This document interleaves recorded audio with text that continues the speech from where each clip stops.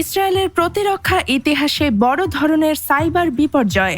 সাবেক সেনাপ্রধান lieutenant general Herzi হালেভির ব্যক্তিগত ডিভাইস হ্যাক করার দাবি করেছে ইরান ঘনিষ্ঠ হ্যাকার গ্রুপ হান্ডালা।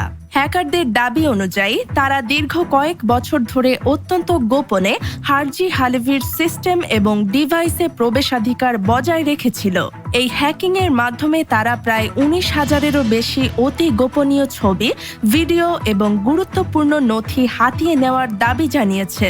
ফাঁস হওয়া তথ্যের মধ্যে রয়েছে বিভিন্ন গোপন বৈঠকের ভিডিও, ইসরায়েলের শীর্ষ সামরিক কমান্ড সেন্টারগুলোর ম্যাপ, ক্রাইসিস রুমের ডিটেলস এবং স্পর্শকাতর অপারেশনাল কৌশল।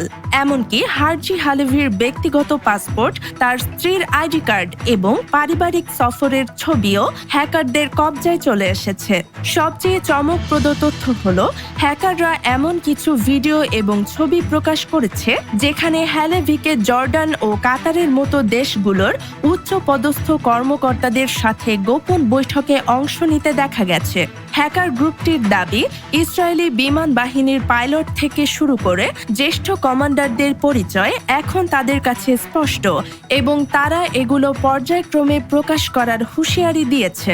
2026-এর এপ্রিলে প্রকাশিত এই চাঞ্চল্যকর দাবি নিয়ে এখন পর্যন্ত ইসরায়েলি প্রতিরক্ষা বাহিনী বা IDF এর পক্ষ থেকে কোনো আনুষ্ঠানিক মন্তব্য পাওয়া যায়নি।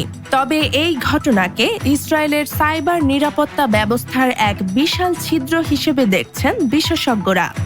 সমাজ ও দেশের এমন সব গুরুত্বপূর্ণ খবর পেতে দৈনিক খবরিকার সাথেই থাকুন।